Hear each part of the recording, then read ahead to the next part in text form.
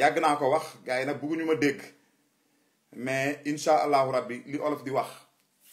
lu tëwut a xam dafa yàggul lépp lu tëwut a xam rek dafa yàggul. Donc je le fais nag pas pour ay tonton affaire mais juste pour benn mise au point parce que gis nga am na nit yoo xam ne bu ñu waxee mën nga leen bañ a faale parce que ñëpp xam nañu fi ñu bokk kenn du leen déglu lu ñu wax dañuy xam li tax ñu wax ko mais gis nga am na nit yoo xam ne seen wax bu fekkee dafa la contre rek mën na la gaañ parce que fi ñu féete la ak fi leen nit ñi féetale la ak fi leen nit ñi teg donc day baax ñu leeral parce que wax ji dafay nuancer de trop donc day baax ñu leeral askan wi exactement qu'est-ce qui se passe. Et Karim li muy def nii di attaquer Ousmane Sonko naan ay Ousmane Sonko lay waxal ak ay ñun bokkuñu benn parti politique ay ñun nangam ak sàngam ak ay affaires yooyu commencé wu ko tey.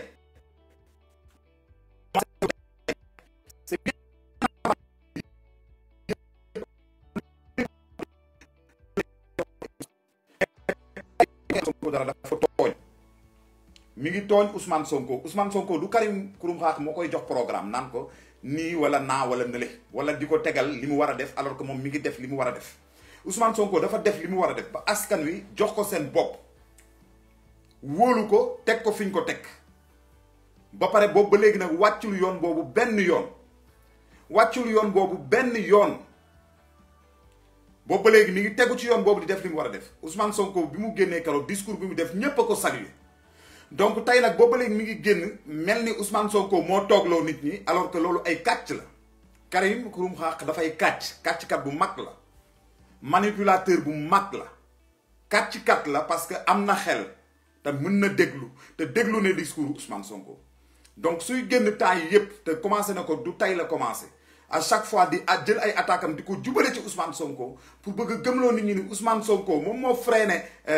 combat bi actuellement tey ba tax demuñu libéré ñeneen ñi ay kàcc la parce que li Ousmane Sonko wax mooy waxu kilifa. donc Karim Xurum Xax arrête ñun xam nañu exactement qu'est-ce qui se passe bu fekkee ni dafa am leneen lu la metti ci ginnaaw wala d'autres comptes yoo war a régler da ngay am fit nga nekk góor nga régler ko et que nga arrêter ce genre affaire yi parce que ñun fi ñu toll nekkuñu sincèrement foo xam ni da ngay ñëw taxaw way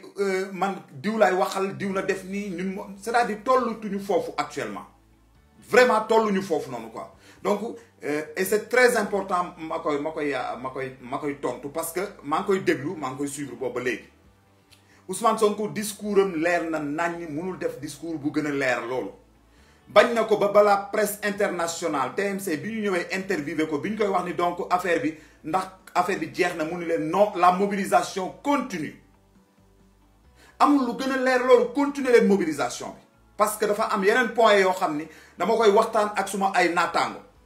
mais tey Ousmane Sonko jóg na par exemple génn est-ce que gis ngeen Ousmane Sonko par exemple mu def comme gars yi seen yëfu seytaane yi ñuy def naan dañuy dem seeti hôpital nit wala affaire comme li gouvernement bi def ay ministre de l'intérieur ak yooyu Ousmane Sonko dafa génn wan leen ne ci xeex la nekk gis nga génn dem jubali fenn première visite mooy mu dem seeti ji waa groupe Y'en a marre dem seeti ji waa Y'en a marre déjà kooku loolu dafa am lu mu symboliser il faut savoir lire entre les lignes loolu dafa am lu mu symboliser donc encore une fois il faut que Karim mu arrêter ces attaques là Ousmane Sonko lay waxal Ousmane Sonko nii Ousmane Sonko nële yow vraiment je pense que ni boo bëggee wax ak Ousmane Sonko am na foo mën a waxee Ousmane Sonko du Macky Sall ci yow peut-être Macky Sall nga mënul waxal parce que du la may audience wala buggoo audience am anyway et donc vraiment parce que doo comprendre quoi xaw ma Matar doo comprendre exactement lan moo jàpp nit ñi lan moo nekk ci seen biir xol yi ba tax bu ñu àndee bëgg a nekk ci benn combat rek ñu dugal ci ay affaires yu salté quoi doo xam lan moo leen jàpp doo xam exactement lan moo jàpp nit ñi quoi c'est-à-dire bu fekkee ni yow da nga jàpp ni da nga am doole Sénégal Karim Xurum Xax ba yow nit ñi dañ lay déglu mais ngir yàlla ak yeneen bi demal nga woo nit ñi defal comme ni ñëpp di def nga woo nit ñi ñu génn ñu dem nga jiitu fa comme ni nga doon def ñu nga dem joxe sa bopp ñu jàppale dugal la ci biir kaso bi amul problème Ousmane Sonko fi ko nit ñi di teg du yow sa ay wax mooy tax nit ñi naan Ousmane Sonko wala yow du sa ay wax Karim yow xamoo sa bopp du sa ay wax mooy tax nit ñi ni Ousmane Sonko deful li mu war a def il faut arrêter c'est-à-dire il faut arrêter parce que en fait boo leen gisee ma ciy wax discours bi nekkul tay le discours bi génn ci Karim et dafa ci naxaale ñu bari daf ci yóbbaale ñu bari vrai lion je suis d'accord avec toi c'est pas grave mais dañu nekk ci combat sa waay te li muy def nii dafa grave c'est-à-dire à l'entendre parler day mel ni Ousmane Sonko moo freiné le mouvement en fait boo dégloo Karim di wax boobu léegi day mel ni Ousmane Sonko moom moo freiné le mouvement dem na ba naan sax bu ñu bëggee ñu arrêté mais bu ñu arrêté suñu ñoom day dem ba naan ñoom bu ñu bëggee ñu arrêté encore une fois commencé man Macky Sall laay waxal ak Ousmane Sonko Macky Sall lii laa koy waxal après léegi Ousmane Sonko nag moom voilà na génn na dem marche na dem def lii c'est-à-dire Ousmane Sonko xam ne bu waree génn bi muy génn tàgguwu la yow Ousmane Sonko bi muy ñàkk liggéeyam tàgguwu la Ousmane Sonko bi ñu koy rajee tàgguwu la Ousmane Sonko bi muy jël ay responsabilités am di teg syndicat tàgguwu la Ousmane Sonko bi muy dem di signé ji assises nationales yi tàgguwu la yow Karim Ousmane Sonko bi muy taxawal partem tàgguwu la dafa nekk ku baax yaatal ñépp nga ñëw mu jàppee la frère am di la déglu su fekkee ni am nga yar continuer ci loolu boo amee looy wax nga dem parce que sa grand frère la boo demee këram tëjaluñ la buntu yi da ngay dugg heure bu la neex bu la neexee nga ñëw toog bu la neexee nga envoyé ko message mais il faut pas génn ci mbedd bi di wax d'une telle manière comme si en fait Ousmane Sonko moo bloqué nit ñi wala Ousmane Sonko dafa wax Ousmane Sonko li mu wax c'est très clair su fekkee ne yow Karim yow gënoo sañ kenn wax c'est-à-dire il faut que tu comprends ça gënoo ñeme kenn dëgg gënoo sañ kenn wax gënoo ñeme kenn dëgg gënoo bëgg kenn combat bi alors arrête sa zèle bi arrêté ko man du ma wax ni bëggoo Sénégal du ma wax ni combattre pour Sénégal mais il faut que tu arrêtes parce que li ngay def nii day jaxase xelu les patriotes li ngay wax ni dafay jaxase combat bi parce que yaa ngi insister di wax ni Ousmane Sonko il faut que mu génn comme si Ousmane Sonko dafa wax nit ñi ni bu leen génn comme si Ousmane Sonko dafa wax nit ñi ni bu leen génn comme si Ousmane Sonko moom moo bloqué combat bi comme si Ousmane Sonko dafa def lu mu warul def alors que mi ngi nekk ci lu responsable tey yore posture bu responsable tey joxe un message très fort tey génn lan la def jubali tey parce que seetlu leen bu baax xam nga Ousmane Sonko mënoon na génn tey dem seeti ji maladie mais dafa yónni ñoo xam ne dañoo bokk ci combat bi dafa yónni ñoo xam ne dañoo bokk ci combat bi bokk ci parti bi nekk ay kilifa ñii dem Ziguinchor ñii dem feneen ak feneen moom bi mu jógee dafa jox Macky Sall signal daf ko wan ni ko le combat continue moo tax mu dem seeti ji Y'en a marre moo tey c'est un geste boo xam ni dafay communiquer la et il faut savoir lire entre les lignes tey Ousmane Sonko dafa wane ni effectivement tey le combat continue moo tax mi ngi nekk ci organisation bu mat sëkk ni kilifa war a def dem seeti les forces la dem seeti ji dem tey seeti ji jeunes yépp dem def réconciliation dem toog ak Y'en a marre ci seen siège loolu dafa am signal bu muy joxe foofu dafa am loo xam ne moom lay joxe foofu noonu donc encore une fois vraiment à un moment donné il faut arrêter quoi c'est-à-dire il faut arrêter d'interpeller Ousmane Sonko comme ni nga koy defee directement man du ma garde corps Ousmane Sonko du ma géwalu juddoom du ma dara mais lii ngay def nii baaxul parce que man dama déglu Ousmane Sonko nga déglu ko sa morom déglu ko te li ma dégg Ousmane Sonko wax mooy la mobilisation continue li ma dégg Ousmane Sonko wax moom mooy nañu taxaw temm li ma dégg Ousmane Sonko wax mooy Macky Sall méritootul nekk suñu président bañ na ko ba moom ci boppam sax du ko wax président Macky Sall mais Ousmane Sonko mënul weesu courage mënul weesu loolu ba pare taxaw ni leen nañu continuer di maintenir les manifestations nañu continuer di maintenir la mobilisation donc encore une fois c'est-à-dire xoolal bu baax ki ngay interpeller ak si li nga koy interpeller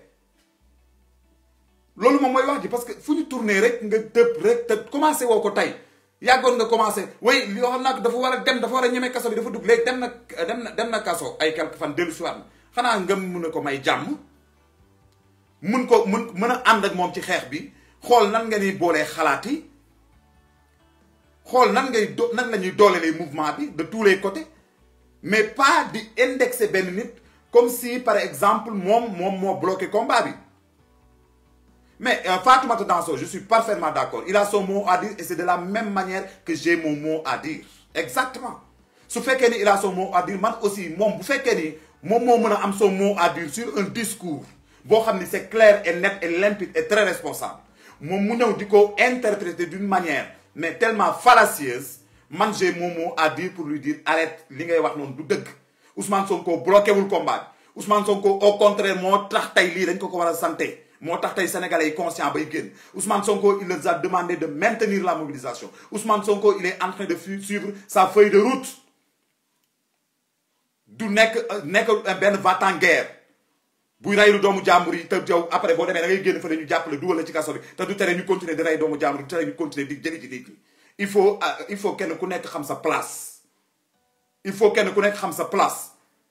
ku bëgg a dégg li mu wax ok yow la neex mais man dinaa wax ak ñi nga xam ni comprendre nañu les enjeux ñu déglu ma ñu jàllale message boobu noonu pour que un message boo xam ni dafa bëgg a indi le discrédit bëgg a dëkkal président Ousmane Sonko parce que ni muy waxee ku ko dégg da ngay def ni Ousmane Sonko ak waa Pastef ñoom ñoo téye combat bi ma wax leen démb waxal naa leen ko nee naa leen combat bi kenn moomu ko Ousmane Sonko déclenché wu ko dafa jaar ci moom rek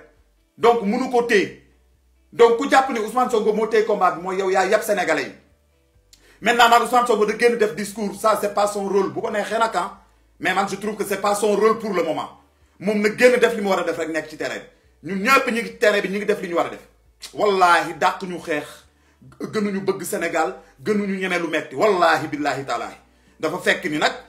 ni ma ko yàgg di waxee am na yoo xam ne duñ ci dugg quoi voilà am na yoo xam ne duñ ci dugg c'est pas la première fois may wax ak moom te saa su génnee di wane ni moom dafa sañ wax su waxee loo xam ni lu xel nangoo dégg la ma dégg ko tàcc ko mais su waxee loo xam ni waru ko wax moom dama koy wax mu dégg ko ci noppam te balaa mu doon neex mu jàkkaarloo ak man parce que moom du ko def sax parce que suñu dajee si ay affaire day daw indi xuloo voilà c'est-à-dire loolu il faut dire les choses telles quelles il faut que Karim Xrum Xax qu'il arrête li muy waxee dafa mel ni Ousmane Sonko moo bloqué combat bi ku nekk na nga jël sa responsabilité nga jouer sa li nga war a jouer mais kenn warul tey amul kenn ko am droit taxaw naan diw moo waroon def nii te def ko diw moo waroon def nii te def ko fii li fi nit ñi waroon def te defuñu ko bëri na moo tax ñu yegg si fii tey mais dañoo fàtte loolu yëpp suul ko àndandoo di xeex donc nañu continuer ànd ci xeex boobu noonu fii li fi nit waroon a def te defu ko bari na mais danoo bàyyi loolu noonu yëpp ñun ñëpp ñu àndandoo di xeex donc il faut pas ñuy may noon bi bunt bu muy jaar parce que gis naa ni ci waxam boobu effectivement ay nit ñi ngi ciy jaar di wax ni Ousmane Sonko moom dafa dem arrêté xeex dañ ko génne rek mu dem toog fële léegi ñu ray doomu jàmbur yi ñu perte mais waa APR yi ñi ngi génn léegi di wax loolu parce que ñu leen ko may mooy ay yoo xam ne dañoo nekk ci suñu biir te seen xel yi màccul ñuy jóg defe ni heure bu la neex rek nga wax ak lu la neex nga wax dafa am yenn dëgg yi sax yoo xam ne si moment boo xam ne da nga koy toll ci combat bi sax waroo ko wax et surtout nga jëmale ko ci ki nga xam ni moo représenté loolu muy combat bi c'est-à-dire dafa ñaaw il faut qu'il ay mënuñu la toog dafa mën a wax exactement woote mobilisation bu leer woo ñëpp woo ni suma grand frère Ousmane Sonko xam naa ni sonn la wala nangam sàngam mais maa ngi koy woowaat encore une fois te xam naa ni jàmbaar la am noo ko waxee mais doo toog naan moom lay waxal na wàcc fii te démb la ko vidéo boobu la ko commencé bu wàccul bu manifesté wul bu ma kenn waxati waxu Ousmane Sonko bu ma kenn waxati nangam ak sàngam et après ñu ni duñ ko tontu mais moom mooy kan il est qui pour oser parler par exemple à Ousmane Sonko boo xam ne il n'est plus n'importe qui au Sénégal qu'on se dise la vérité il n'est plus n'importe qui au Sénégal lu may wax man je l'assume parce que moo ko wax dem leen ngeen xool pas plus tard que hier dafa def benn vidéo ni mu doon waxee déjà tegginiwul ay bu génnul man nangam ak sàngam bu ma kenn wax ci waxam ma kenn nangam ak sàngam mais c'est lui qui loolu dafa am lu muy ni lool dañ naan nit ñi dañ naan mais attends qu'est-ce qui se passe entre lui tey mu ñëwaat ci conférence de presse boo xam ne ñi ngi waxaat ci manifestation ak leneen mu toogaat encore une fois Ousmane Sonko laay waxal nangam ak sàngam il faut pas ñu teg fii kenn tegu fi nit ki kenn xam nga Ousmane Sonko ñun suñu bopp ñoo ko dimbali les gens ñun ñoo wax nit ñi dégg ñu ne gars yi dem manifester te bi mu génnee il a été reconnaissant dafa ni budul woon yéen kon heure bi nag may fekk feneen ak feneen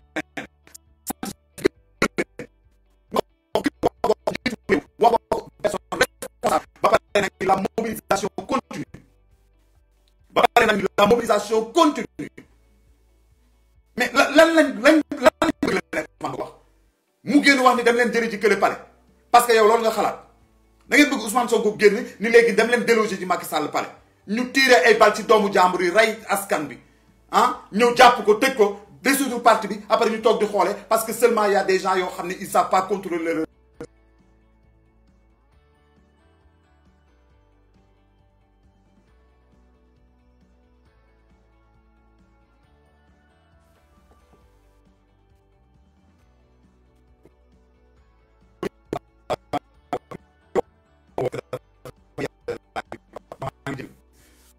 donc il faut que gars yi ñu xool et concentrer wu sur l'essentiel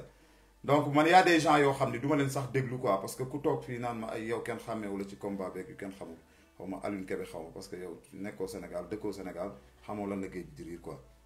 voilà kenn xamul il faut que ñu arrêter par parloo il faut que ñu arrêter par parloo kenn ku nekk na nga far fu la neex kenn ku nekk na nga gëm lu la neex mais il faut que ñu ànd ak suñu ay xel il faut que ñuy bañ di régler des problèmes yu sew ci biir xeex bi c'est ça c'est pas bon il faut que ñuy waxante dëgg ci suñu biir ci xeex bi bu fekkee ni ñun si suñu bopp ñu waxante kon bàyyi xeex bi bu fekkee ñun suñu bopp waxante donc encore une fois je réitère li ma wax maa ko wax il faut que Karim il arrête d'indexer Ousmane Sonko ak naan maa ngi koy woo ci terrain beeg ay na ñëw manifester Ousmane Sonko ba mu daan manifester xaarul Karim woo ko xaarul Karim kurum xaq woo ko di ko wax kaay manifester ak defal nii ak génn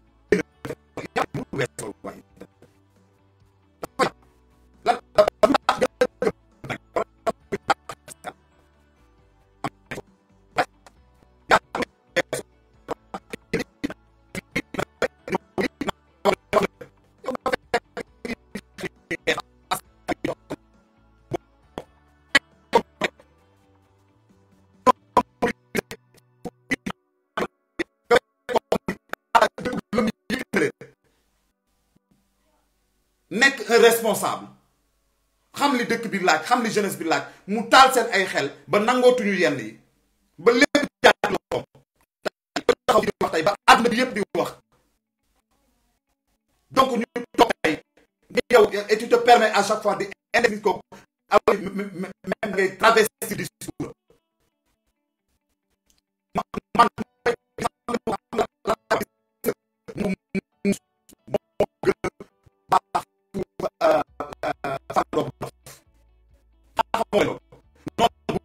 sax nga am noonu muus moo gën nga am fandoo bu dof noonu bu muus moo gën fandoo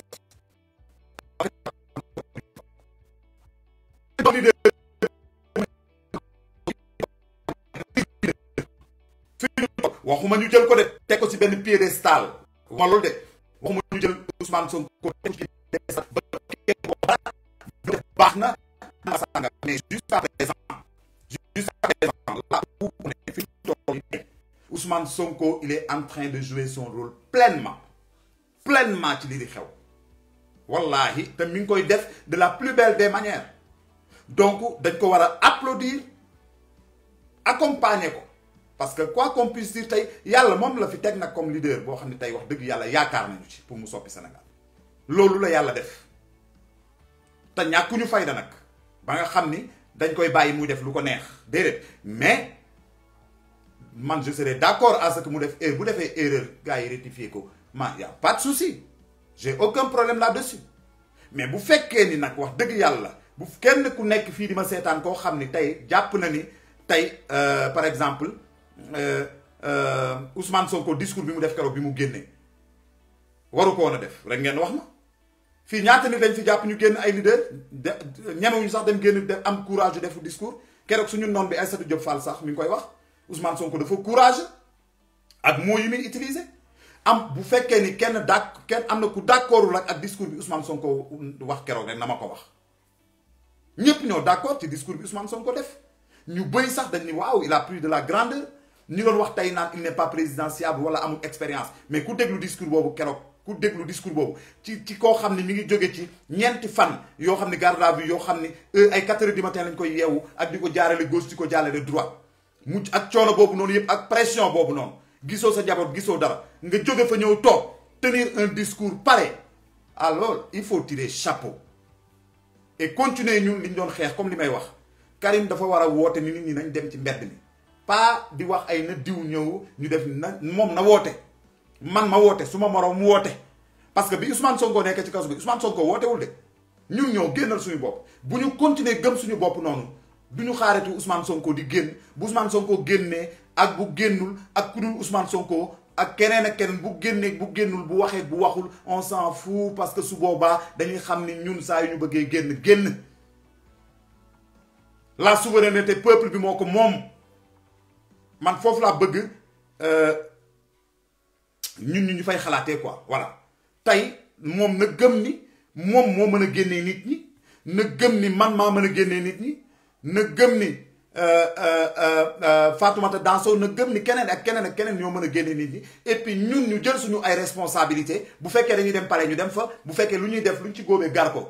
mais dooni benn leader boo xam ne il a un avenir présidentiel ñu xam exactement ce que ça veut dire la géopolitique ce que ça veut dire la diplomatie internationale et que ils prennent le risque mu naan xale yi génn leen dem leen songi Macky déloger leen ko du fanaan moom ci boppam te xale yi duñu fanaan et des forces obscures vont récupérer ce pays là jaarale ko nu leen neexee parce que dañ lan la ñuy wax dañu ni insurrection la woon benn genre dañu bëggoon fakkatal démocratie et là en ce moment am nañ droit agir et on va leur donner la chance de leur vie maintenant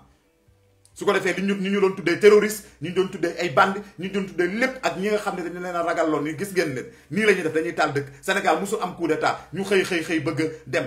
président mën nga manifester teg ko pression doo ko laal moom da ngay laal ñu ko wër ba ñoom ñëpp ñu daw ba mu vide ba autour de lui mu vide nga laal intérêt français yi ba français yi gis ni seen ay intérêt menacé na ñu lâché ko su boobaa il est obligé de sortir te du fekk ni yow yaay dem di ko déloger te du fekk ni yow yaay dem jubal palais parce que boo jubalee palais gendarme yi duñ la xaar ngay dugg palais wallahi duñu la xaar ngay dugg palais te tiréewuñu si seen kaw ay bal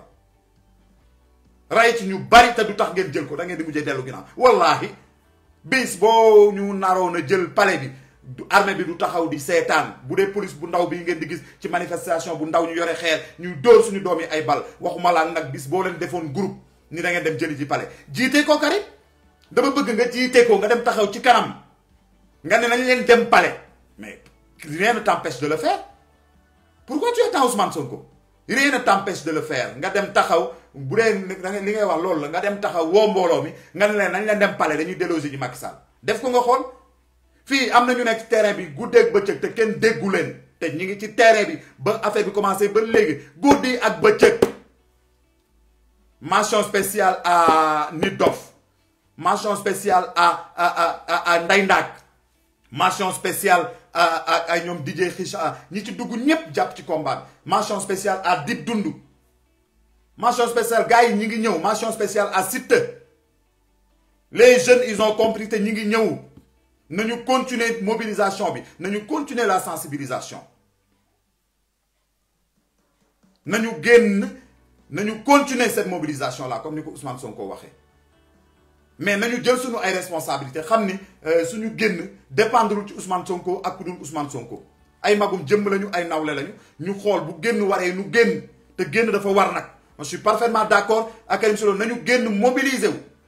taxaw teg la pression te loolu la Ousmane Sonko wax Ousmane Sonko waxul le contraire waxul leneen nañu génn teg la pression. ñun ñi nga xam ni faral nañu Ousmane Sonko mais kenn ku ci nekk da nga am sa baatu bopp boo xam ni tàggoo woo pour wax boobu ba léegi bi ñuy génn dañuy jël suñu ay responsabilité di wax dañuy jël suñu ay responsabilité à visage découvert di wax li ñuy wax lu ñu ci góobee gar ko xale yi génn dañoo jël seen responsabilité kenn joxu leen paas kenn seexalu leen suukar kenn waxu leen tey ngeen génn par force dañoo génn jël seen ay responsabilité donc waxal ak xale yi ñu continuer jël seen responsabilité génn waxal ak les sénégalais ci li nga xam ni moom moo xew te war ta xew ñu dégg ko jël seen ay responsabilité génn et arrête de dire à ce que Ousmane Sonko na def nii Ousmane Sonko na def na le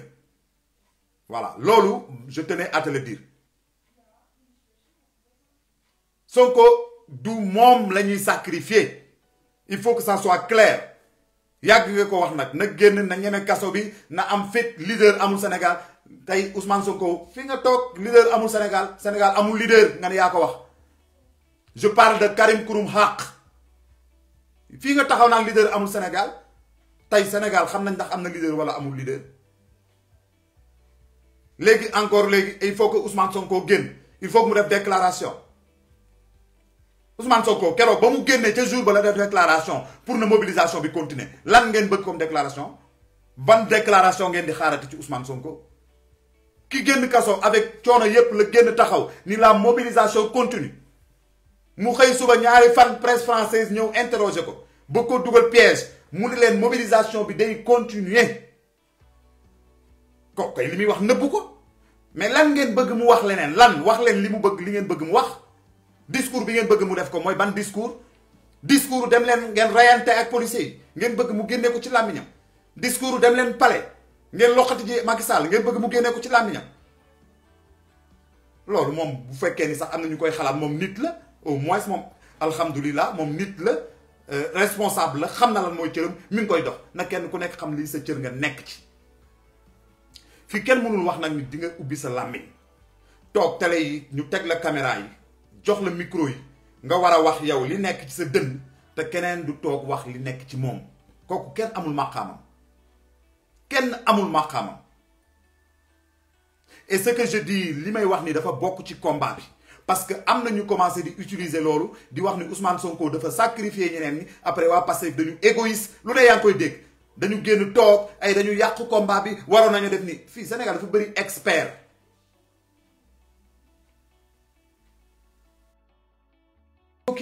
il faut qu'il arrête ça il faut que ñuy wax loolu yépp nañu arrêté ñi koy wax ñu ci bëri bëgguñu Pastef bëgguñu Pastef ñi koy wax seetlu leen ñu ci bëri dañu am contentieux ak Pastef dañu am ay contentieux yu ñuy làq ku xamul nag xamul voilà ku xamul ñu yam foofu nag mais déglu leen ñu ko ci wax ñu bëri ay waa Pastef yi dañu kii waa Pastef yi dañu nangam waa Ousmane Sonko dafa waroon génn dafa waroon wax nit ñu dem ci lii dafa waroon wax nit ñu dem ci lële mel ni dafa def le contraire loolu moo ko sos ñoo yam moo ko ñi koy sosal benn la sos moom sos la rek fen du tuuti fen amul bu ci tuuti Ousmane Sonko mën na génn taxaw def discours bi mu def ñépp rafetlu ko nga génn di wax naan moom moo bloqué mobilisation de quelle manière il a bloqué la mobilisation de quelle manière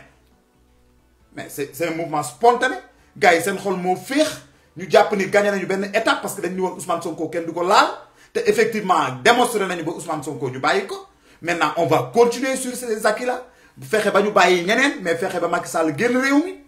jox ñu ko lii moom mooy wax ci mais il faut pas quand même à chaque fois ngeen ñëw si suñu nopp yi mel ni ay yamb yuy way Ousmane Sonko dafa def nii Ousmane Sonko dafa war a def nii Ousmane Sonko dafa war a def nii gis nga boo leen bàyyee discours boobu jàll noonu jàll ci la ennemi bi di jaar ba percer suñu ay rang parce que dañu bëgg a gëmloo jeunes yi que ni Ousmane Sonko mi ñuy xeexal ma nga toog këram wootewul marche libéré wul ñu fi des loolu la discours boobu di tekki en fait discours bi mi ngi tekki ni kii woo Ousmane Sonko naan ko kaay génn dafa jàpp ni Ousmane Sonko du génn lu tax woowul yeneen ni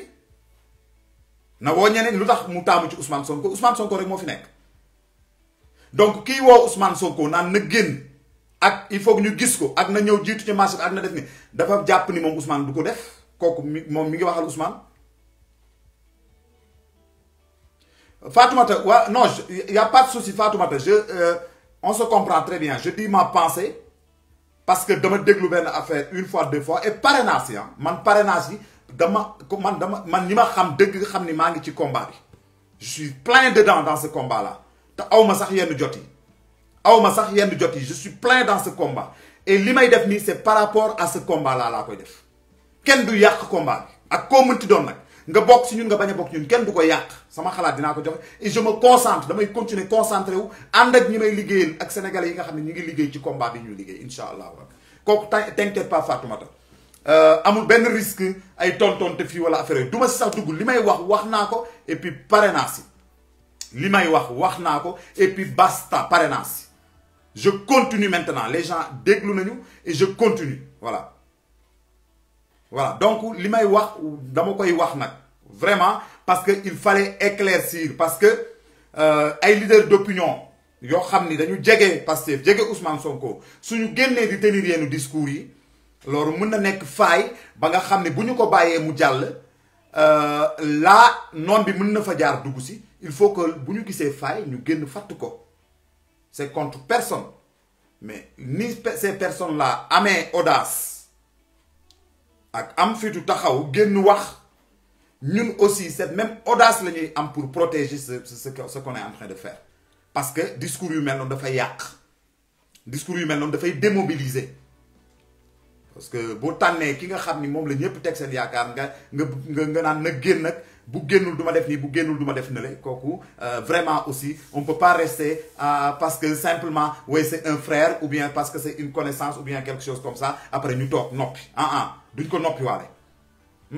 am na loo xam ne mënuñu ko noppi waale waaw way wuy këpp gaal kenn du ko way ci tefes lébuy duñ la ci bàyyi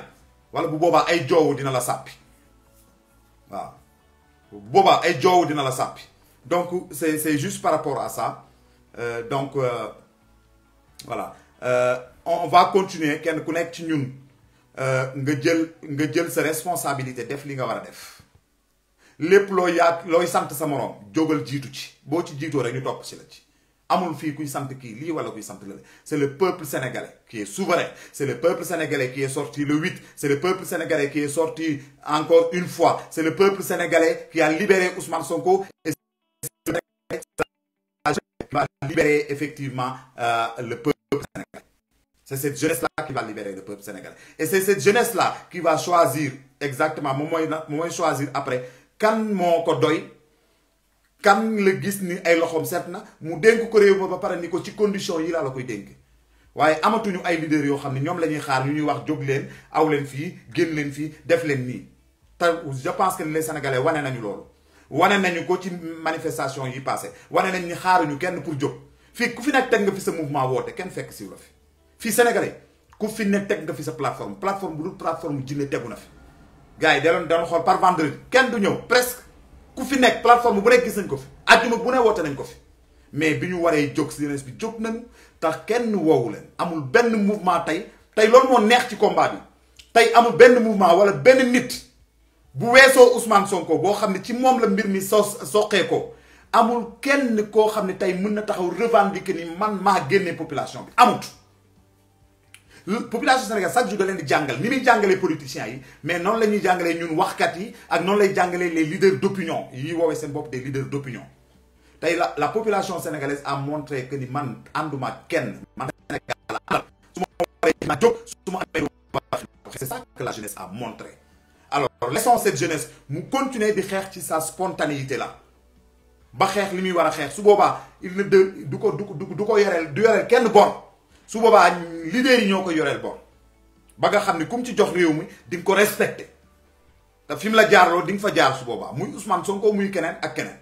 donc nanu bàyyi encore di jël affaire yi di ko jox ay leader wala di ko pousse ay leader wala naan na diw génn wala naan na diw def nii parce que loolu waxu saytaane la na diw génn su génnul man bàyyi naa ko su génnul man bu ma kenn waxati nii su génnul moom kii parce que doomi jaambur yi dee mel ni yow doomi jaambur yi yow la gën a metti que moom mi nga xam ne moom lañ jàpp ba ay doomi jaambur génn est-ce que mën nga imaginer dans sa conscience actuellement tey mën na am conscience am bu luur sax mun tey mayu ko sax mu dem ci famille yi taxaw fa parce que buñ ko gisee mu fàttali leen seen ay doom munul dem sax hôpital pour le moment cette lourde charge nit ki jël ko teg ko ci kaw boppam di ko doxaale di ko waxaale mais terewul mu jël son courage à deux mains ni du ma sëgg du ma daanu du ma sukk oom damay continuer taxaw je resterai debout avec cette jeunesse incha allahu rabbi accompagner leen jusqu'à la victoire finale donc encore une fois nañu comprendre tous ces enjeux là et que ñu delloo si xel yi bu baax a baax et que ñu concentré wu ci liggéey bi te xam ni cette jeunesse sénégalaise là kenn moomu leen cette jeunesse sénégalaise là kenn moomu leen kenn du leen génne kenn mënu leen a génne li fi xew kenn du leen ngir yàlla ak man tey jeune bu nekk da ngay taxaw yëkkati sa loxo fier bomb sa dënn ni man góor yàlla la parce que dañ ko wane ci terrain bi ñoom ñi nekkoon ci terrain bi man ñooñu ñooy suma ay héros dans le contrat que j'ai avec Ousmane Sonko dëkk bu nekk da nga soxla président te comme président bi ñu yoree nii baaxul ba ñu ngi ko bëgg a génnee mais dañuy xool ku baax et pour le moment man moom laa fi gis ni moom moo gën ci ñi fi nekk donc moom tant que mi ngi continuer di dox ci yoon boobu incha allahu rabbi bis bu ñu nangoo réew mi ba pare ñun ñooy dem ne ko léegi kaay ñu nangu nañu suñu réew jërëjëf bi ñu wanee yoon bi léegi nag dañ la koy dénk yow su boobaa moom dina xam ni ñu koy téewee bu baax su boobaa dina xam ni ñu koy téewee bu baax a baax a baax donc comme li nga ko wax Serigne Thiam merci attention à la réponse de l'État sa réponse est là et c'est exactement c'est et du jël Sonko bëgg ko mettre au devant wala naan ko na génn wala loolu mooy régler cette réponse là on va la régler avec le peuple ce peuple là bi nga xam ni moom moo génnoon ba tax ñu reculer ba tax seen xol yi di bon ñoom waa état ce peuple là va régler leurs problèmes encore une fois ce peuple là va les traquer ñoom ñëpp bientôt yàggul dara les gens vont continuer les manifestations bu ñu nangu maintenant ay groupe ay plateforme ay patati patata nangu combat bi après kenn ku nekk di woote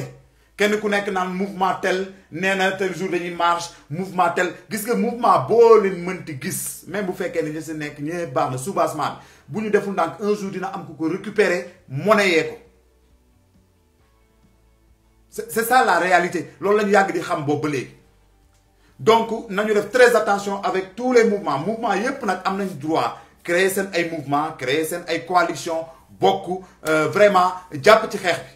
mais encore une fois xeexu jeunesse bii nii bu ko kenn moomale sa bopp te bu ñu nangu benn mouvement récupérer ko bu ñu nangu benn leader récupérer ko parce que lii mooy suñu seule arme bu ñu nangu kenn récupérer ko ça serait dangereux bu ñu nangu kenn récupérer mouvement bi c'est la réaction spontanée de la jeunesse sénégalaise donc bu ñu bàyyi ci xel bu baax a baax révolution bi bu ko kenn nangu c'est la révolution du peuple c'est la révolution de la jeunesse nee naa leen ñaata mouvement ñoo fi taxaw ñaata plateforme ngeen fi dégg kenn mësula mën a mobiliser ku ci génnoon tuuti boo kiyee tuuti ñu sànni lacrymogène wala ngeen taxaw gaari seen benn car yuuxu ba ngoon ñëpp ak ay pancarte ñëpp dem ñibbi toog seen kër ña fa nekkoon sax akus néew laay wax kenn mësut a gis lii am te kenn wootewu ko kenn du ni ngir yàlla ak man kenn du ni man maa tax kenn du ni nii c'est tout le mot c'est le mérite de la jeunesse sénégalaise voilà. Et ça va continuer incha allah rabbi parce que gis nañu yoon bi la jeunesse ils ont compris exactement que ni ko Ousmane Sonko doon waxee rapport de force rek moo mën ci dara rapport de force parce que mouvement yoo ci gis am bëriwu ci mouvement boo xam ni danaan la man samay cotisation laay dundee may li ñuy cotiser ñooy fayal suñu bopp suñu siège ñooy déplacé wu suñu bopp bëriwu ci mouvement yu ci bari dañuy recevoir financement nag moom boo koy recevoir mënutoo wax souveraineté non mënutoo wax souveraineté tant que yaa ngi recevoir financement moom souveraineté génnee ko ci sa ay action mënutoo wax souveraineté yow yaa may jox xaalis mais danga may jox xaalis rek ma dem def lu ma neex mais yow doo am benn contrôle ci man wala amoo benn kàddu ci li may def loolu amul donc vraiment nañu def très attention par rapport à ça di jaajëfal encore une fois la jeunesse sénégalaise di leen wax ni le combat continue nañu taxaw temm bu ñu dellu ginnaaw mon frère Bara Touré maa ngi lay ziar bu baax Khadim Diop vrai lion maa ngi lay ziar ma sœur Fatmata Danso vraiment Adama Hers maa ngi lay ziar bu baax a baax Adama Aïda Bon Argent Serigne Thiam maa ngi leen di ziar Eva Fall maa ngi lay ziar bu baax a baax voilà yéen ñëpp daal bàyyiwuma kenn quoi donc le combat continue gars yi Gibson maa ngi lay ziar bu baax a baax Omar Diallo mon frère donc Ndongo Baxa Jong ma sister maa ngi lay ziar bu baax a baax seen Yaas maa ngi lay ziare bu baax yow tamit donc voilà bàyyiwuma kenn Pablo Grand Nomade donc voilà ñëpp rek maa ngi leen di ziar daal kuluhum le combat continue la mobilisation on reste mobilisé gars yi Mamadou Sall ziar naa la bu baax a baax on reste mobilisé on reste concentré et que ñu wàññi émotion bi te ñuy dem ak xel quoi voilà nañuy dem ak xel parce que combat bi neewoon nañ leen dina gudd dina metti dina gudd dina metti mais dinañ ko gagner tant que ñi ngi ànd en rang serré bañ a dispersé wu kenn ku nekk fii kenn ku nekk fële kenn ku nekk wax la Pulo Ardo maa ngi lay jaare bu baax a baax voilà mu ni oublions nos égos et retrouvons-nous autour de l'essentiel pour l'intérêt supérieur du Sénégal machallah c'est très bien dit donc loolu rek moo ci am solo actuellement donc nañu concentré wu ci loolu quoi Lamine Thior donc voilà à toutes et à tous gars yi maa ngi leen di bëggee bu baax a baax seul le peuple est souverain encore une fois seul le peuple est souverain di leen wax ni encore seule la lutte libère te yéen ñëpp gis ngeen ko seule la lutte libère di leen wax ni le combat ne fait que commencer donc nañu maintenir cette mobilisation ndax kat nag mbir boo ko defee mu am njariñ doo ko changer te gis ngeen ni kat bi ngeen génnee mobiliser taxaw ànd ak détermination ànd ko tous les enfants de la nation de tous bords de toute ethnie de toute région de toute confession tey Sénégal ñëpp rek daje autour du Sénégal ci lañ amee un semblant de victoire mooy début victoire bi nii donc foofu nag acquis yooyu nañu taxaw ci acquis yi bu ñu ko yàq nañu taxaw ci acquis yooyu ñu am daal di construire nag la ñu jëm loolu mooy wax ji donc encore une fois on garde les acquis ñu bàyyi ci xel bu baax a baax xam li ñu ko may te dara mayuñu ko lu dul ñu daje spontanément bi ñuy dajee kenn xameewu ñi nekkoon ci benn bi kenn xamul kuy Pastef kenn xamul kuy PS kenn xamul kuy PDS kenn xamul on a vu des jeunes sénégalais sortis de partout mais nag yàlla moo dogal mu jaarale ko ci loxo Ousmane Sonko te yàlla du def neen pour ñu xamul la le hasard c'est pour les ignorants donc hasard amul donc yàlla nag bu defee dañuy nangu voilà yàlla moo def jusqu'à présent fi ñu toll nii Ousmane Sonko est le leader incontestable et incontesté actuellement au Sénégal et loolu yàllaa ko def waaw loolu yàllaa ko def nangu dogalu yàlla nag wax dëgg yàlla dina féexal jàmm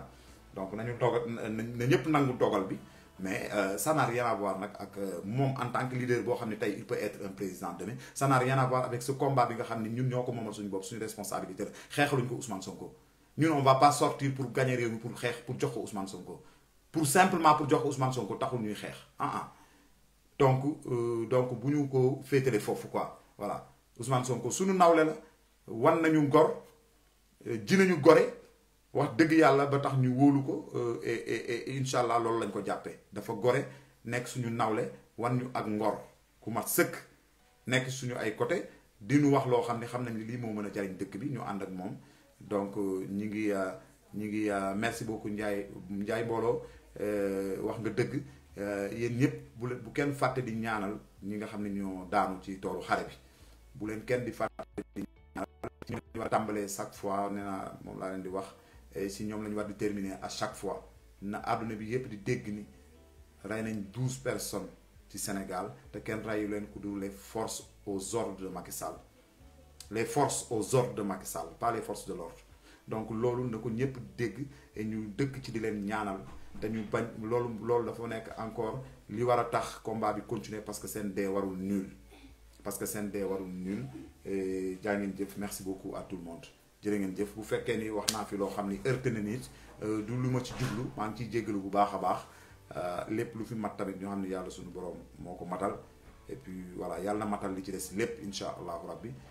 yàlla may ñu dégg topp yàlla may ñu dégg mbir yi ak xel te bañ ko dégloo xol voilà donc suñu point de vue la ñuy joxe à chaque fois fu ñu toll ci combat bi et on va